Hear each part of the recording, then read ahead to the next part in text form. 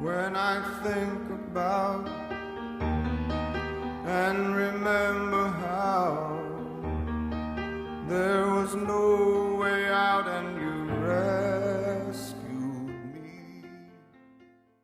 Hebrews chapter 9. Then indeed, even the first covenant had ordinances of divine service and the earthly sanctuary. For a tabernacle was prepared, the first part, in which was the lampstand, the table, and the showbread, which is called the sanctuary. And behind the second veil, the part of the tabernacle, which is called the holiest of all, which had the golden censer and the ark of the covenant overlaid on all sides with gold, in which were the golden pot that had the manna, Aaron's rod that budded, and the tablets of the covenant, and above it were the cherubim of glory overshadowing the mercy seat. Of these things we cannot now speak in detail. Now when these things had been thus prepared, the priests always went into the first part of the tabernacle, performing the services, but into the second part the high priest went alone once a year, not without blood, which he offered for himself and for the people's sins committed in ignorance. The Holy Spirit indicating this, that the way into the holiest of all was not yet made manifest while the first tabernacle was still standing.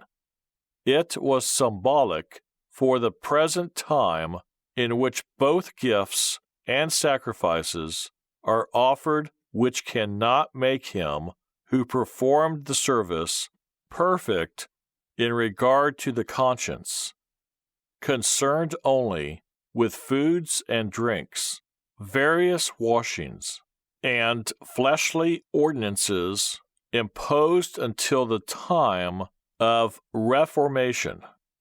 But Christ came as high priest of the good things to come, with the greater and more perfect tabernacle not made with hands, that is, not of this creation, not with the blood of goats and calves, but with his own blood he entered the most holy place once for all, having obtained eternal redemption.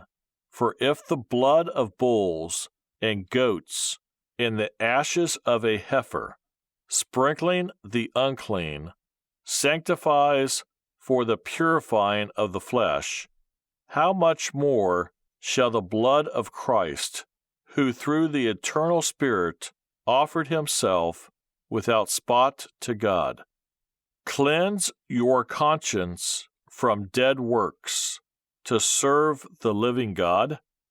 And for this reason he is the mediator of the new covenant, by means of death, for the redemption of the transgressions under the first covenant, that those who are called may receive the promise of the eternal inheritance.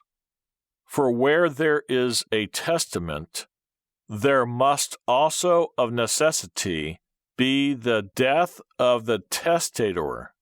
For a testament is in force after men are dead, since it has no power at all while the testator lives.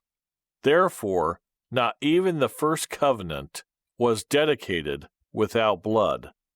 For when Moses had spoken every precept to all the people according to the law, he took the blood of calves and goats, with water, scarlet wool, and hyssop, and sprinkled both the book itself and all the people, saying, This is the blood of the covenant, which God has commanded you.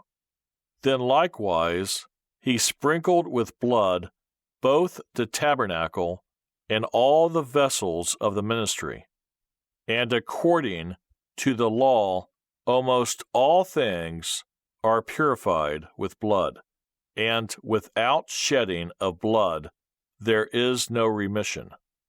Therefore, it was necessary that the copies of the things in the heavens should be purified with these, but the heavenly things themselves with better sacrifices than these.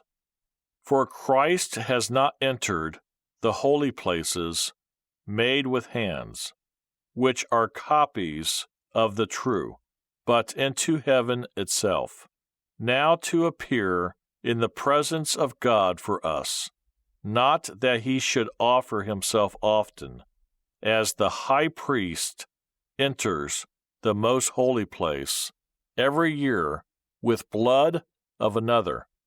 He then would have had to suffer often since the foundation of the world.